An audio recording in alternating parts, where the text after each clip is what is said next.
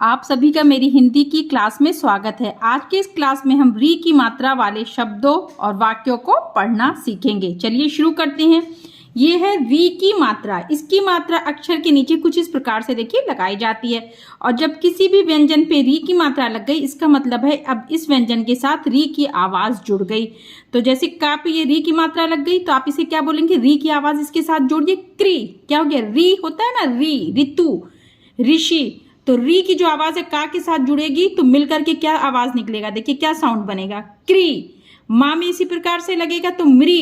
ता में त्रि, ना के साथ लगा क्या आवाज निकली, नृ। गा से गृह, घा से गृह, धा से क्या पढ़ा जाएगा, ध्रि, और हा है तो हिरी।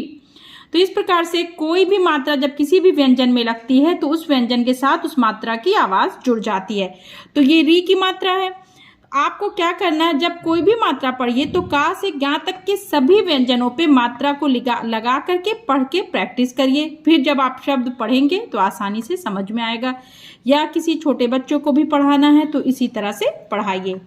एक साथ पढ़िए, क्री, मृ, त्रि, निरी, ग्री, घ है तो हुआ घ्री, ध्री, हिरी। इसी तरह से चा पे लगेगा तो च्री, छा पे छ्री, जा पे ज्री। री की आवाज को, जो री का साउंड है उसको मिला दिया जाएगा।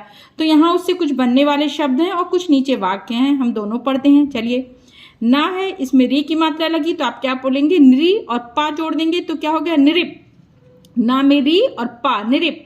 इसी तरह से माँ में री लगा तो मृ और ये गा, मृग। धा है री लगा, ध्रि, और ये ता, धृत। का री हो गया क्री और पा, कृपा।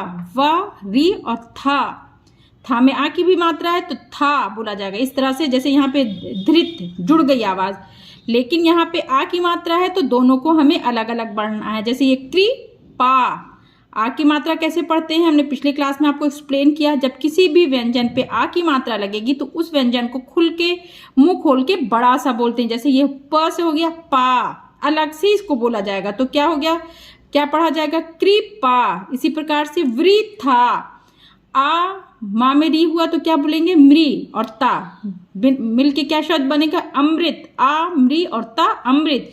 इसी तरह से हा है, इसमें री देखिए, हा में कहाँ पे री की मात्रा लग रही है, जो बीच का ये जगह है यहाँ पे री की मात्रा लगी है, ठीक है, सॉरी।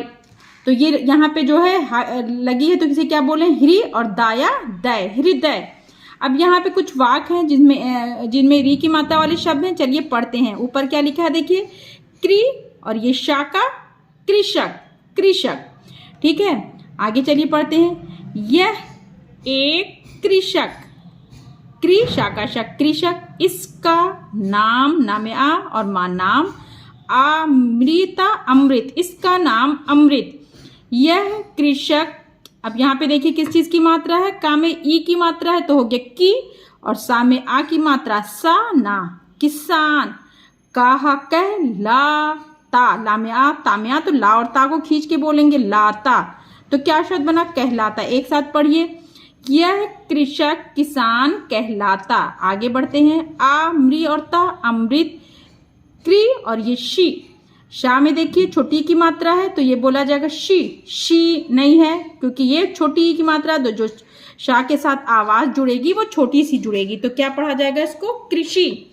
अमृत कृषि करता, वृक्ष, वामेरी और अच्छा है वृक्ष, ल, और ये गाता, लगाता, वृक्ष लगाता। अमृत कृषि करता, वृक्ष लगाता। आगे पढ़ते हैं, ये है क्या लिखा है, ना में री है और पा, क्या बोलेंगे, नृप। राजा को हिंदी में क्या बोला जाता है, नृप, तो ये यही लिखा है, नृप। यह एक का एक, ना में री और पा, नृप, यह एक नृप। राजा नृपा, नृप कहलाता, राजा नृप कहलाता। यह नृप बड़ा ही कृपा, देखो क्री, और ये पा को खींच के बोलो और ला में छोटी की मात्रा लू हो जाएगा, कृपालु।